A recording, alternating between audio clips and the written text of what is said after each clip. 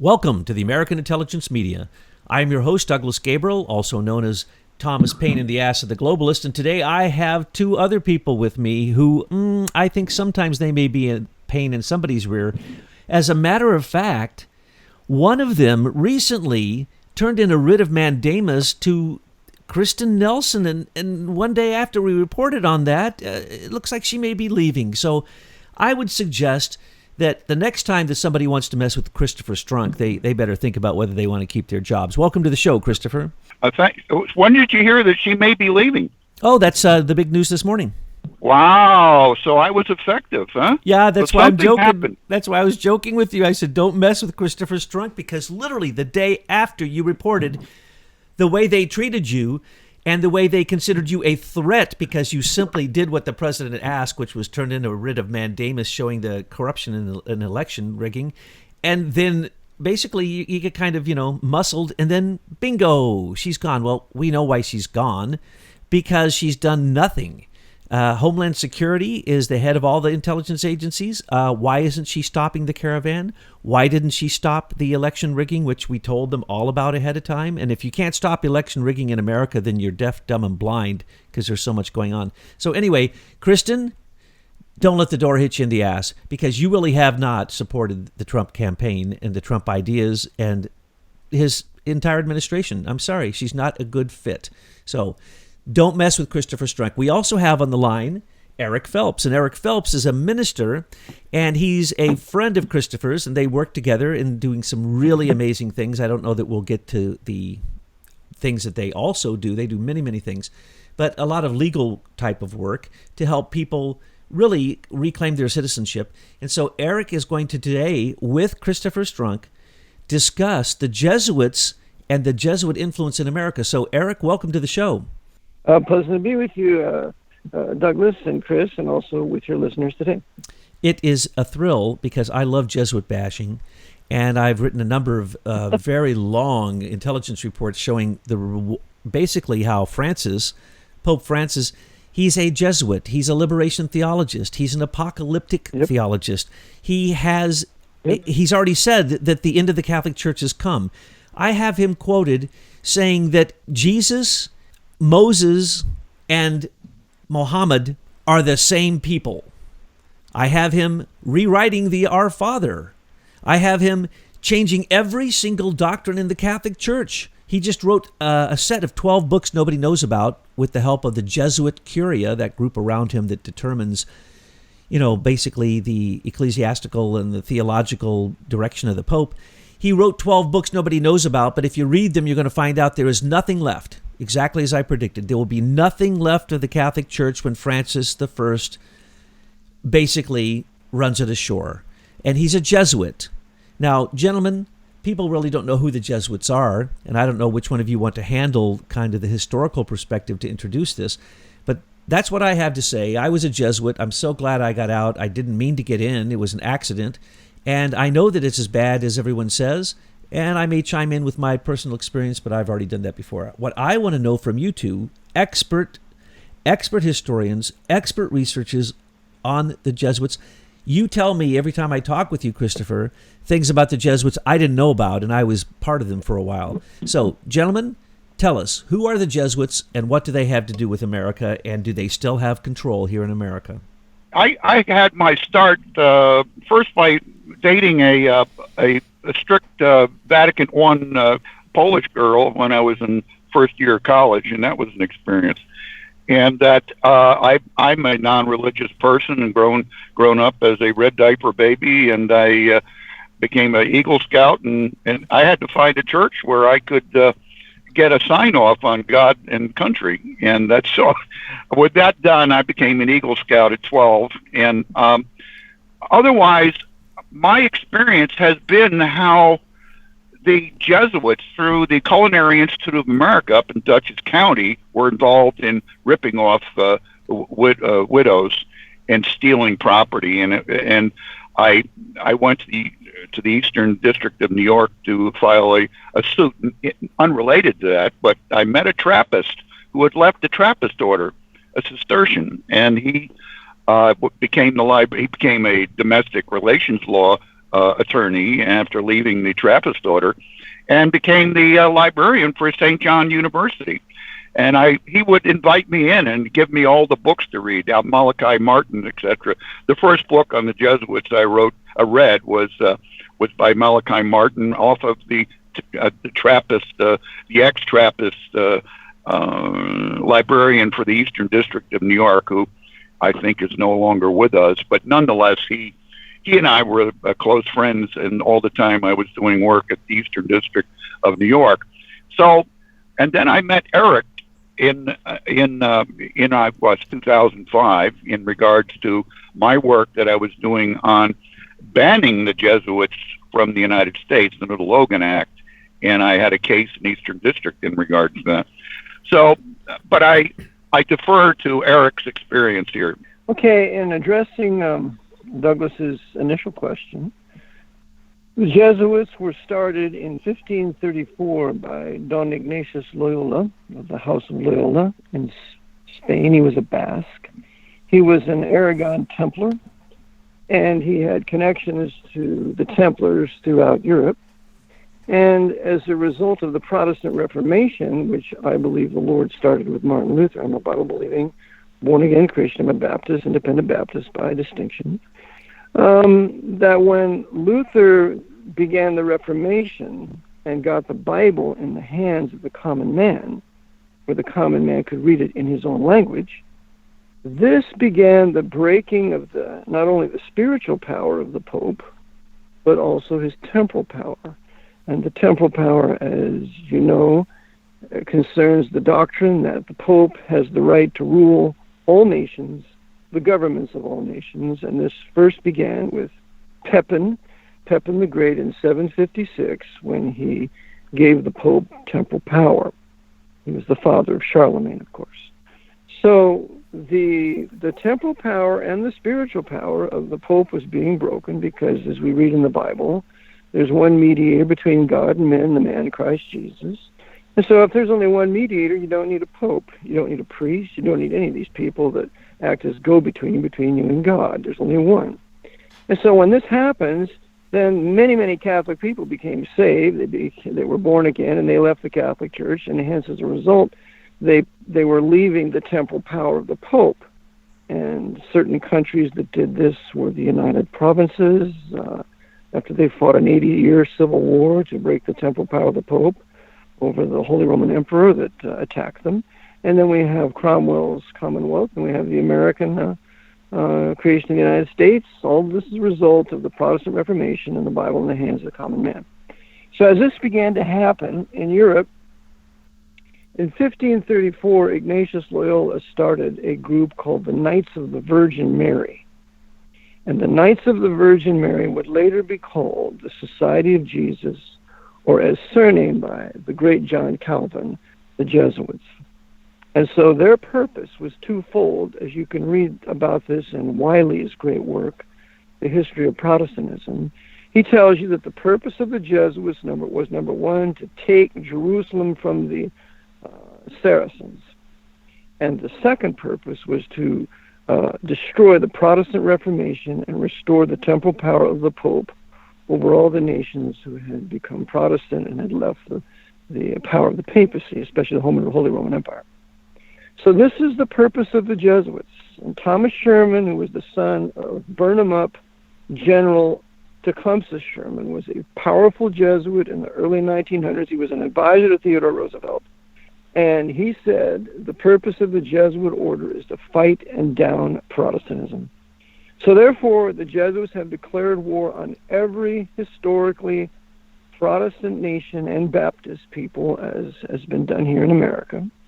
And this war has been set out in their Council of Trent that was written from 1545 to 1563, when Diego Lainez oversaw that council. And in that council, they put 125 curses on every Protestant, on every Baptist, those who believe in justification by faith alone, those who do not believe in transubstantiation, those who believe that you do not need to be baptized to be saved.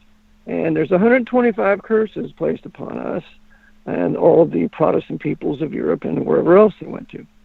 So the Jesuits are in an active warfare, and this warfare includes killing Protestant and Baptist peoples as well as anybody else that get in their way. And such tremendous wars that they've ignited have been the 30 Years' War from 1618 to 1648, when they killed half the population of Germany. You have the terrible Dutch Civil War that lasted for 80 years, and God intervened and gave the Netherlands their liberty. We have the Puritan Revolution that lasted for 10 years in England, God intervening and bringing Cromwell to power. After he was put in power for 5 years, he was poisoned by his Dr. Bate. We have the American Revolution, as it was a result of King George III, who was controlled by the Jesuits and was just taking the rights of the English freemen here. And so the Jesuits are in constant conspiracy against the nations of the world to submit them to the temple power. They were behind the Second 30 Years' War, which started in 1914 and ended in 1945.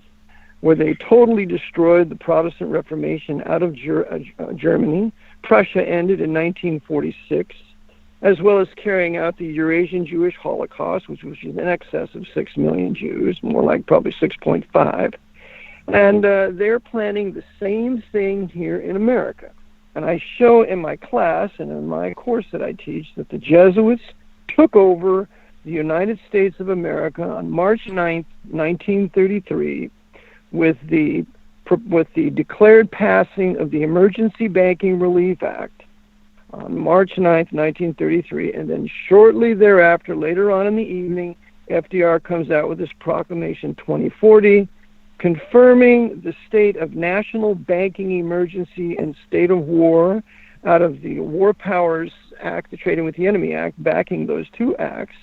And hence, we have been under an emergency war power military government since March 9th, 1933, and the courts have been sitting in the emergency war power military jurisdiction since the damnable Erie decision of April 25th, 1938, when they did away with federal general common law, and then 5 months later put upon us the wicked federal rules of civil procedure. So we've been under military government since 33, military jurisdiction since 38, and that's why every federal district court is flying military colors, but no judge will ever answer you if you ask him, are we sitting in emergency war powers? Because that was done to me in Allentown, Pennsylvania, by James Noel Gardner, a federal district judge there, and among other times. So the Jesuits have taken everything. They own all the people. They own all the land. They own all the chattels, all the movables, all legal titles registered on a state level. The commander-in-chief holds as his legal title because it's all been seized as booty of war. The people are enemy belligerents, and they use us, and they use their Federal Reserve Bank to finance a huge military-industrial complex around the world to submit all nations to military dictators who are loyal to the Pope of Rome. So this is their grand design. They use America as the foundation and the enforcer of their New World Order that they started with FDR in 1933. And they're preparing right now to have another huge two-front war in the Middle East and in the Far East. And I maintain in the end they're going to betray our soldiers. We're going to have a huge Sino-Soviet Muslim invasion. They will occupy this country, and it will be the end of the historic white Anglo-Saxon, Protestant, and Baptist Reformation, English and American. Well, that was probably the best rendition of the Jesuits I've ever heard in that short amount of time. Now, can you tell us about the mechanisms of the way that reaches into America? Because what you've said is right, and it may be a shock to many, many people to realize that these wars are planned by a church that hides behind the rhetoric of peace and love and Jesus Christ, when peace, love, and Jesus Christ have nothing to do with the wars and the killing you just mentioned. And those are all real. I'm a historian. Those cannot actually be argued. And what you just said about your supposition of what's about to happen, we have said exactly the same thing. You can actually take the 17 Intelligence Community report called The Paradox of Progress. They predict exactly what you just said. Hillary was going to drop a bomb on Damascus. That's the last sign for the Muslims that the Mahdi has arrived.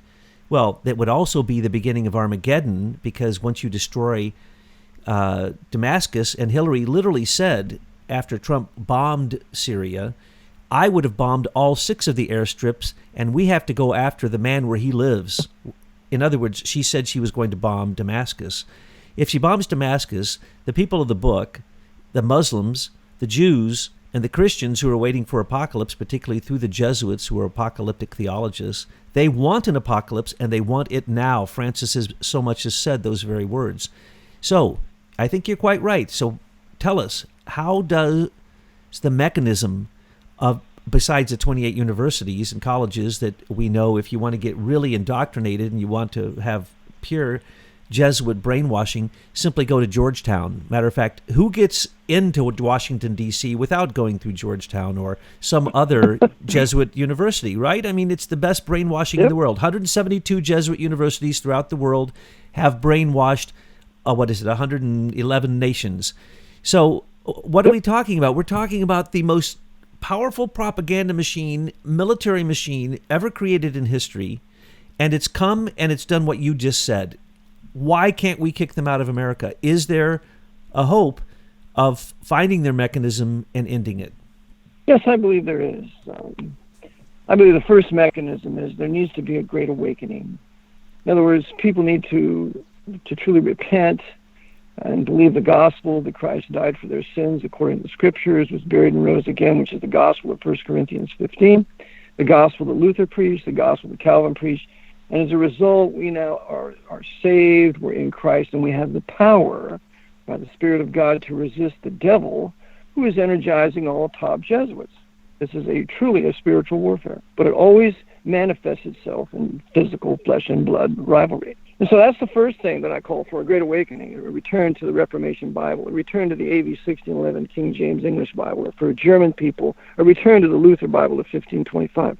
So we have to get back to the real Word of God, the real Bibles, and then we have to begin to denounce the Jesuit order based upon what they've done in history, and their 8 agent provocateurs, and those provocateurs primarily in this country today is the Democratic Party. I teach that no man can be a Christian man and believe the Bible and be a Democrat. That's impossible. And I come from Democratic parents. I was a red diaper baby too. My grandmother and grandfather, my paternal side, were card-carrying communists. I know all about communism, atheism, and God-hating and hating the Bible. So the Democrats today are the embodiment of everything blasphemous, everything evil, everything anti-Reformation, everything anti-America. And the Democrats always start the wars. Hence, that's why they're banging the drums against Putin and Russia and in the Middle East, as you say. They always start the wars. So the Jesuits control matters through the graduates of their major universities, like Leon Panetta, the graduate from, Santa Clara County University, and Billy Clinton, the graduate from Georgetown, Lyndon Baines Johnson, a graduate from went to Georgetown for 1 year. They have all their Georgetown, Fordham grads like G. Gordon Liddy and a host of others from their universities, and then they put them to man places within their empire. And their empire includes the Federal Reserve Bank, then the major Class A stockholding banks like the J.P. Morgan Chase, Citibank, and so on, Goldman Sachs, all of them run by the Knights of Malta, like Jeffrey T. Biasi, who was a High Knight of Malta and a Knight of the Constantinian Order, and also a super powerful individual at Goldman Sachs. Nobody ever makes the connection of the Knights to Goldman Sachs. It's all Jew, Jew, Jew, because obviously there's a Jewish name to it. So they put their people in the big banks, the big commercial banks. They put their people in the Federal Reserve Bank, so they control all the financing and all the public credit that's issued, so they can then invest in whatever they want to and create a world that they want financially. Then they also control the military, with people like Joe Dumford, who is the head of the Marine Corps, a very devoted Irish Roman Catholic subject to the Jesuits. And then you have others that are Jesuit trained and in their joint chiefs of staff and so on. So they control the military. If you please go talk to her until I finish. And they control the military, they control the finances, they control academia. They finance the universities that continue their ideology, like Yale and other major universities.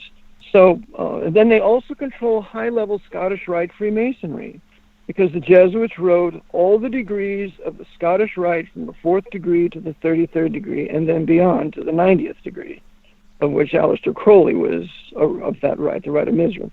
But they control all the Masonic orders, Grand Orient, Scottish Rite, B'nai B'rith, you name it.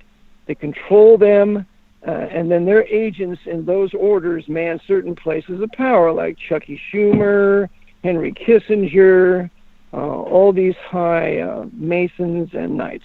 So through the Knights of Malta, through high-level Freemasonry, through of every branch, through the Council on Foreign Relations out of New York, and then they have a certain amount of their papal court Jews, and these Jews are busy serving the papacy, betraying their own Hebrew, Jewish, Israelitish people into making people believe it's all the Jews, to justify an anti-Jewish fury that will end in the roundup of every Jew in America and Canada and sending them to some 600 concentration camps that are being prepared for them, among others. So they have all this control in these various arenas, and of course they control the press. Without the press, they could have never pulled this off.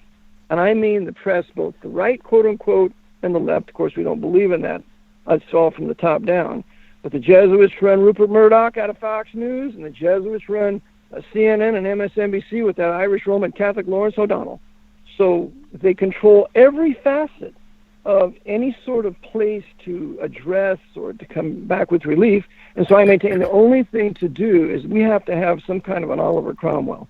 We have to have some sort of a temporary military dictator to kick them out, to completely purge their influence in our economy, in our academia, in our press, and then to help to restore some sort of historic, constitutional, limited government. The Emergency Banking Relief Act must be repealed immediately, and when that happens, then constitutional civilian government would be restored, or Trump needs to repeal the Proclamation 2040. If he does that immediately, civilian government, constitutional government would be restored.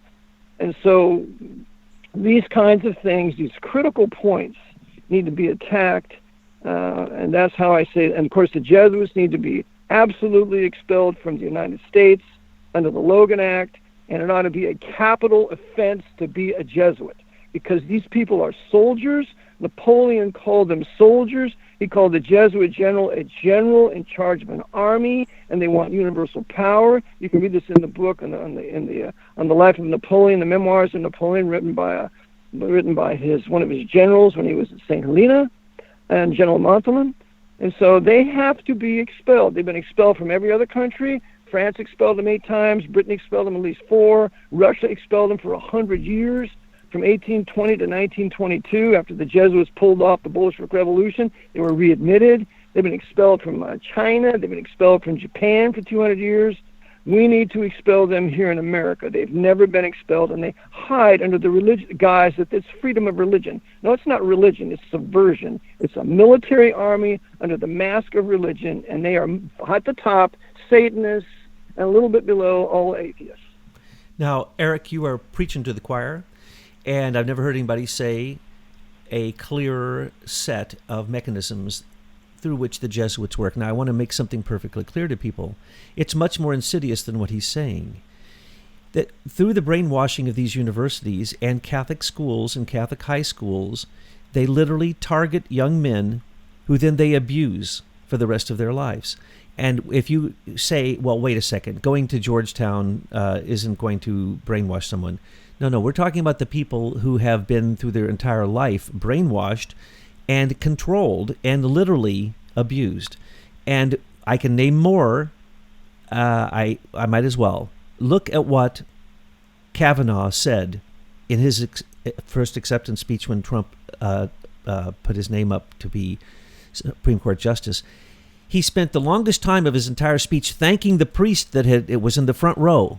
He didn't even thank his wife, but he thanked that priest so much that it was disgusting, and it was so obvious to anyone who's dealt with a lot of abuse like I have, being a superintendent and principal for many years, decades. Sorry, we're looking at someone who is still controlled by their childhood abuse, who is now in the Supreme Court. And so when we're talking about this is the type of brainwashing, this isn't just getting Catholic ideas in your mind. No, no, no, no, no, no. This is about subversion until they literally take away your ability to think clearly based upon what they teach in the universities. Catholic universities do not teach Christianity. I know. I was there. I taught at University of Detroit. I taught at Mercy College. I've taught at Rockhurst. I've taught at St. Louis University. I've taught at a whole bunch of them, right? They're not Christian. And just remind the listeners that St. Louis University is Jesuit, University of Detroit Mercy is Jesuit, so you've been in the apex of power, academically speaking. Regent, in Denver, all over the place. And then I was assigned, like a soldier, to work underneath an older Jesuit, and we worked together to try to figure out what this particular stream of spirituality that I've studied, called anthroposophy, what the Catholic Church might do with that. In other words, we were sent in, like paratroopers, to go in and conquer the enemy.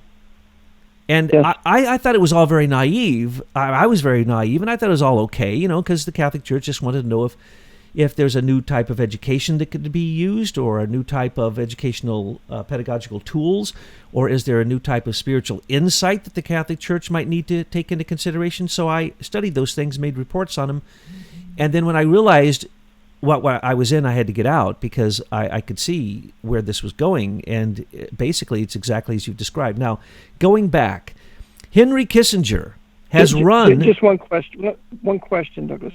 Were you professed at the third vow? Yes, I had, yes, but in a very extraordinary way. But not the fourth vow. No. The fourth vow, just the third vow. And of course, we used the modern vows. We didn't use the old vows that say you can kill people and that you are pre-forgiven. Mm-hmm. The old Jesuit vows literally said you can go kill for the Pope and you are pre-forgiven. You are forgiven before you kill, and it doesn't matter how many you kill, because you're doing it for the Pope, and their leader is called the Superior General, and it's called the Society, but Society means company. It literally was a military organization built by a military leader who had his leg shot off, and then he went to Jerusalem, and he said, look at jihad. Jihad is beautiful. How are we going to counteract jihad? So literally the Jesuits completely subsumed jihad, in my opinion, and they've been using it on all those people you just mentioned. And they also looked at the Jews and they said, look at the pogroms. Look what the Jews were told. Kill every man, woman, child, kill the animals, knock down all the buildings, and salt the ground. And do not, under any circumstances, breed with anybody. You keep pure. Do not have children with anybody but Hebrews, right? So they learned that from the Muslims. Ignatius of Loyola learned that from the Muslims. He learned that from the Jews. And then he learned the worst part of the militarism of Catholicism. And we have to remember that the Pope at one time was a general of his own army, and he went out and killed people. And when he was asked, how do we know if they're Christian or not? Kill them all. God will know.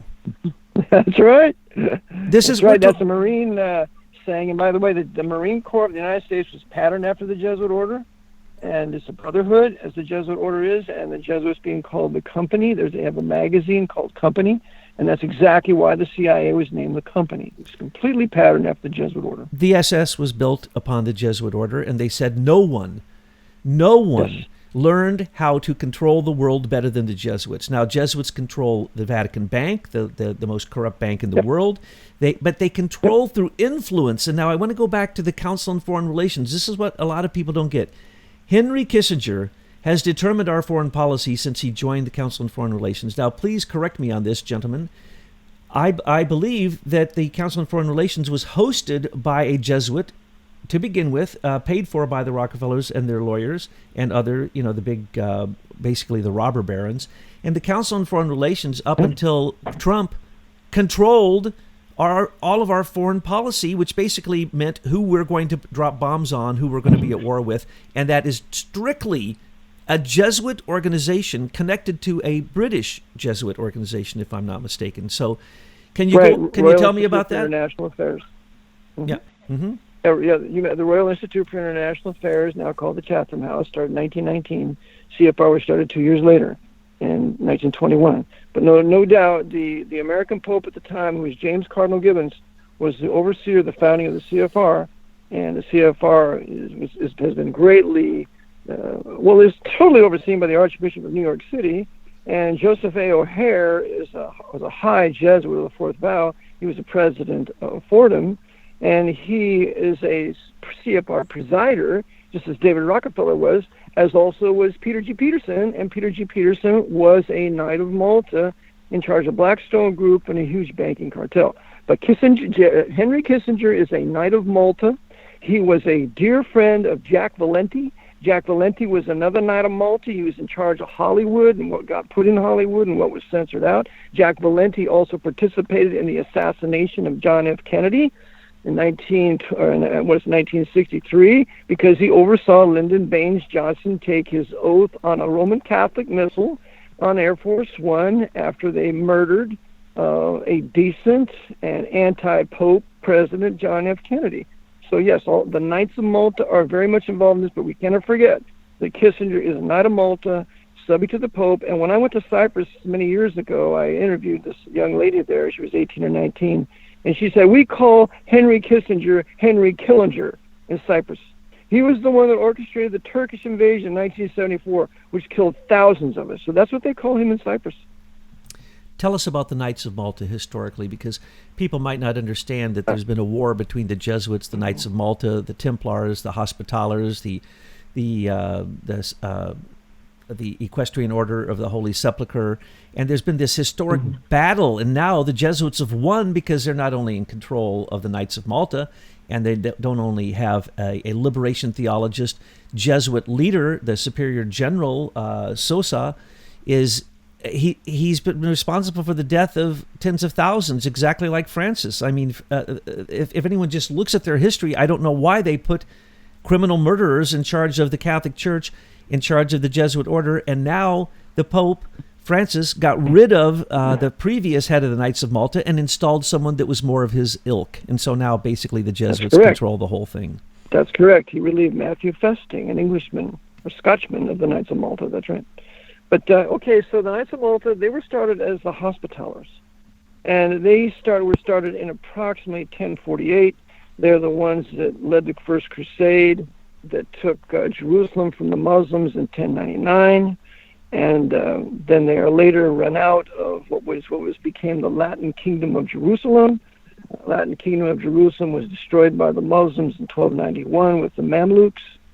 And then the Knights were driven from Acre to Rhodes, and then from Rhodes to Malta.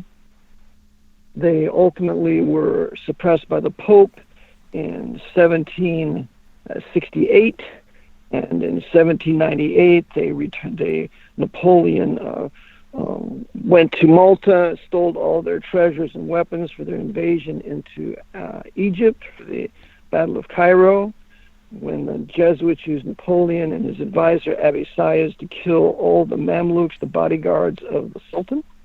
So they never forget. And hence, so the Knights of Malta, then at that time, they went to Russia. They were attacked by Napoleon and the Jesuits. And so they entered a secret deal in Russia. And after the Napoleonic Wars, they come back and they reassume power. But since that time, the Knights of Malta have been absolutely submitted to the Jesuit order. And they ran Russia during the Bolshevik Revolution. They had their headquarters there in Russia that later became the head of the KGB. So you have the Knights in Russia and the Knights in America working together to foment the Bolshevik Revolution.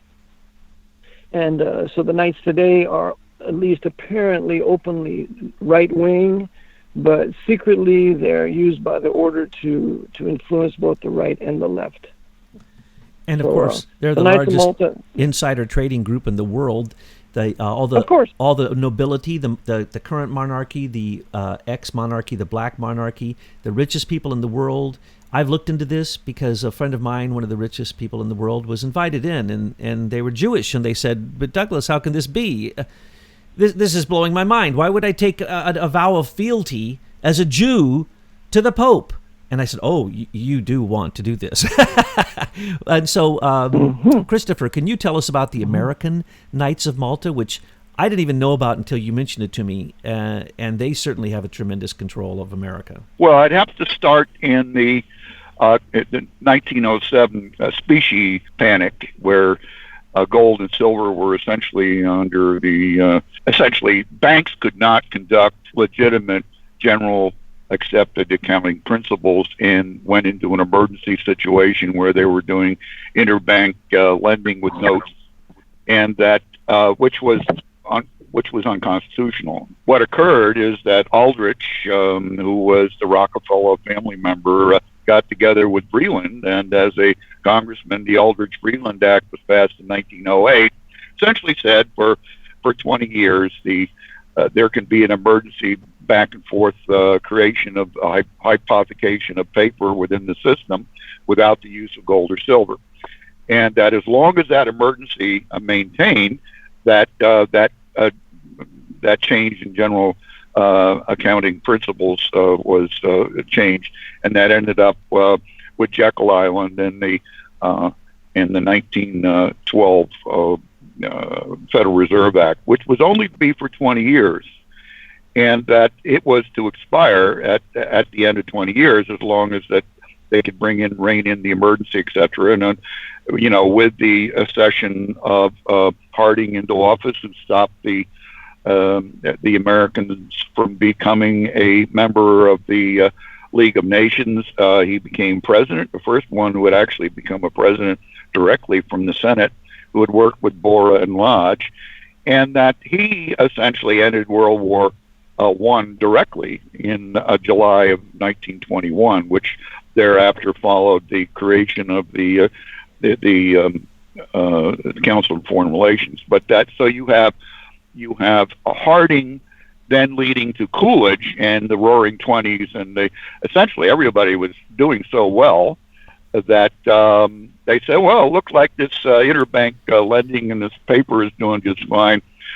Coolidge essentially got rid of the national debt, and what occurred is that the banks put forward what was called the McFadden Act. The McFadden Act in 1927 was modeled based upon the Knights, the American Knights, being created at the same time. Is that the American Knights were created, split from the European Knights of Malta, where they would maintain control of the banking and industrial structure of the United States to maintain the Roaring Twenties and to protect us from a perpetual Federal Reserve. So that McFadden Act made the 20-year temporary Federal Reserve, which was to expire in 1933, permanent, only under the situation where there would be no fraud. Lots of luck. But the point is that the McFadden, yes. Yeah, that's right. So the point, one of the important nights was put in place after the Lateran Treaty was initiated by Taki Venturi, the General Secretary of the Jesuits, who controlled Mussolini. That's right. The reparation was given to the Vatican, which all of the holdings were taken away by the red shirts, by Garibaldi, who is actually living on Staten Island in New York to an Irish lass, and he was the one that Lincoln, as a step back, Lincoln wanted to put him in charge of the Union Army. He just went through and kicked ass in South America, and he was recouping, but he declined. He says, no, I've got to go straighten out Italy, and he went there working with the Emanuels out of Sardinia. But I step back into this history. The whole point of the Lateran Treaty was to initiate the give back $99 million in gold to the Vatican, which they turned around and put it in the hands of J.P. Kennedy, who was sitting on the stock exchange, and he essentially called margins. He destroyed my grandfather's. He took away my grandfather's farm, which I'll never forget. And my grandfather was a really crabby Episcopal who. And anyway, that's neither here nor there. The point is, but if I might add something, Chris. Yes, yeah. right. Joe Kennedy was the chief Irish Roman Catholic short seller of stock on Wall Street. There were three of them, Ben Strong, Kennedy, and one other, and they're all named by Curtis Dahl in his great book, FDR, My Exploited Father-in-Law. So absolutely, and then FDR has made a Knight of Malta as a result of this. He's going to be the first head of the Securities and Exchange Commission, so the Jesuits can control all the stocks, and then he's going to be appointed as ambassador to St. James by that 32nd degree apostate Protestant Freemason Franklin Delano Roosevelt. So they're all working together. That's beautiful. So that's the American Knights of Malta, and people don't even know they exist. And if you told somebody that the Jesuits have control of our economy, they would tell you you're a conspiracy theorist unless they just heard the facts that you just told them. And so we have their penetration into our military, into our religion, into our education, into all of our government agencies, into our economy. And unfortunately, this is what I'm going to suggest, and I want to hear what you two think about this, because you're both inclined towards these things, legally thinking these ways.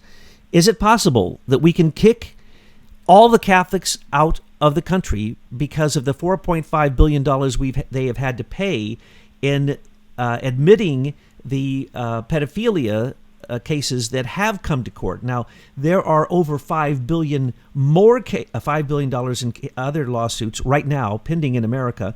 Those are not even being addressed. We're not looking at the ones around the world either. But here in America, it's come out that this is a monopoly of pedophilia. This is racketeering. This is using your tax-exempt status to be one of the most evil, basically, corporations on the face of the earth. And under the tax-exempt status, they also then, remember, 184 supposed Catholic organizations receive, what is it in America? Well over 100, it used to be over $100 billion a year to place refugees, and then all the refugees come up missing. That's the way the Pope makes his money. That's why he's into open borders. That's why he wants to worship refugees. That's right. It's exactly insane. Right. We need to kick them out. Can we kick them out, gentlemen? Can we kick them out? The whole organization. Well, I believe we can kick out all the agents of the Pope. The Roman Catholic people, remember, there's at least 70 million Roman Catholics in America. So they don't know anything about the temporal power of the Pope. No one ever taught them that. So the brotherhood of the priests, the archbishops, the bishops, the cardinals, they need to go. The Council for the Catholic bishops in Washington, D.C. has to go. The papal nuncio has to go, who tells the president what to do out of Rome. It's a brotherhood of political power, so they absolutely have to go. And this is why in England for many years Roman Catholics couldn't vote. This is why in the Netherlands they couldn't vote, because the people around the Netherlands, generally Protestants, knew that if they were going to vote, they would vote in this Catholic brotherhood that would take over the country and destroy the Reformation and free government. So yes, they do have to go. If they're a member of a brotherhood that's taken an oath to a foreign king, they have to go. And the Pope is a foreign king. Every archbishop, every cardinal, every bishop takes an oath to the Pope as a political head, as the king of Rome. And so yes, and they have to go, or they have to renounce the temporal power. Yep, Jesuits and they take an vote extra in that vow. election. Mm-hmm. They vote in the election. The cardinals vote, and therefore, when you vote in a foreign country, you are essentially renouncing your own American citizenship. That's right. Wow. And the other thing is that they're the ones, as you said, Douglas, they're bringing in all the alien Roman Catholic invaders, Hispanic invaders. This has been their purpose since 1870s. As you can read in the great work, The Papacy and the Civil Power, by R.W. Thompson, he tells you the Jesuits have purpose to Latinize our southern border, namely Catholicize it, with as many invaders that they possibly can, because they're not immigrants. Immigrants go to a country and they renounce their previous citizenship. They're no longer a Russian or no longer a Frenchman. They become an American. These people are soldiers, and they've come here to take back America. This is the Aslan movement, and they tell us to go back to New England. This is an invasion. And Trump has done exactly the right thing by sending down 15,000 troops to stop them from coming in. Now, I want to add something here because it's not understood. You know, the Inquisition that was run by Torquemada under Ferdinand Isabella was more of a financial accounting, and that those soldiers who were not taxable who were Muslims were converted into the conquistadors. Basically, they were sent into South and Central America under what later became under the control of the Jesuits, and that they have as a culture, a Muslim culture of pull the root. In other words, it's machismo is pull the root Muslim culture, where the women are essentially enslaved, and their mentality, if you look at MS-13 as a cult, it is a pull the root mentality, which is strictly a jihadist Muslim, and that came out of Torquemada, out of Spain. And it's not fully understood. It's not just Torquemada. Yeah, it's not just Torquemada. That was the alignment between the Templars and the Assassins when they were in their Latin Kingdom of Jerusalem. Because remember, there was no persecution of the Muslims in the Latin Kingdom of Jerusalem. So the Templars, the Knights Templars, and the Assassins were working together, and the Knights Templars imbibed many of the Assassins' doctrines. And so that also was a part of that. But yes, it's an invasion of North America. It's a flat-out North invasion. Bring as many Hispanic Roman Catholics as you can in here. Bring as many Muslims as you can in here. Bring as many black Muslims out of Somalia and other places and settle them in historic white neighborhoods like they've done in Tennessee for the forced miscegenation, the race mixing, the historic white culture, because part of the Jesuit attack is to destroy white nations that were historically Protestant. And that's the real reason behind the evil civil rights movement. We have the head of Notre Dame who wrote the 1964 Civil Rights Act. And so that's their real game. They don't care about the blacks. They care about destroying the Reformation. And only historic white nations, armed and with patriotic leaders reading the Bible, ever broke the temporal power. So that's what they're behind with that. And it's liberation theology when it's preached by the Jesuits, who are the most effective at it, which is Marxism. It's sheer outright communism, and it's not Christian communism either, folks. It is the kind of communism. Remember that the Catholic Church is always on the side of the winner, whether it be Mussolini, Hitler, Franco, whoever does the Russian, doesn't Stalin. matter. They're always on the side of the winners. I want to ask you, gentlemen, another question. How come Cardinal Dolan is so powerful? Because he's the Archbishop of New York City. If you read the book, John Cardinal O'Connor, the Archbishop of New York is given the title, the Archbishop of the Political Capital of the World by John Paul II. That's his title. That's why the CFR is in New York. So basically, that's outright kowtowing to a foreign king, which is the Pope. Absolutely. The Pope is a foreign king. He has a throne in the Vatican. It's called the throne of the King of Rome. I have it in my book.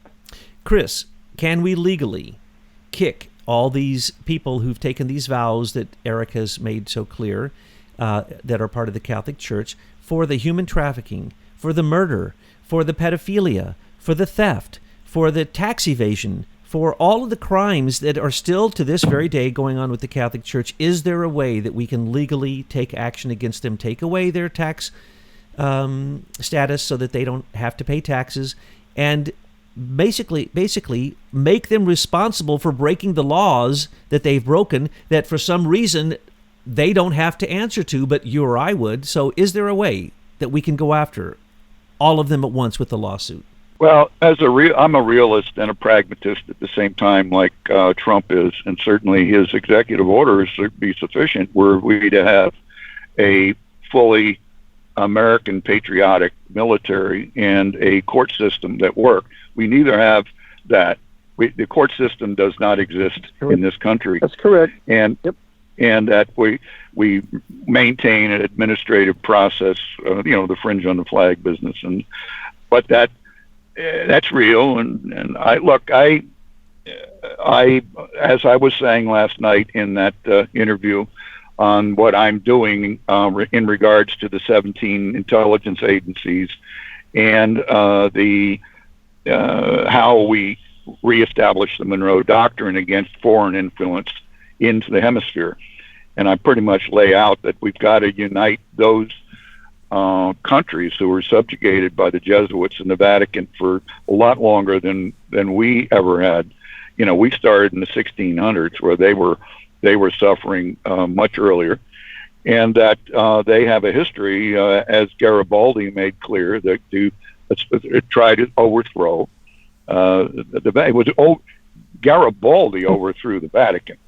All right, he seized all the property with Emmanuel and the Sardinians. Okay, so that is a model, Douglas, and I look at history as a model because I'm not smart enough, other than I know how to connect the dots. Okay. I have to go, but here is what I recommend. I recommend to do exactly what the King of Spain did. The King of Spain decided to suppress the Jesuits out of all the Spanish holdings in South America and also out of Spain. I have this in my book. And so what he did was, he and his right-hand man, Aranda, they put together all secret documents that these packets would go to every viceroy in South America. And in this packet was a note. And when they opened the packet, there was another packet. And it said, open at such and such a time, such and such a day, such and such a month. If you open this before this time, you will be executed.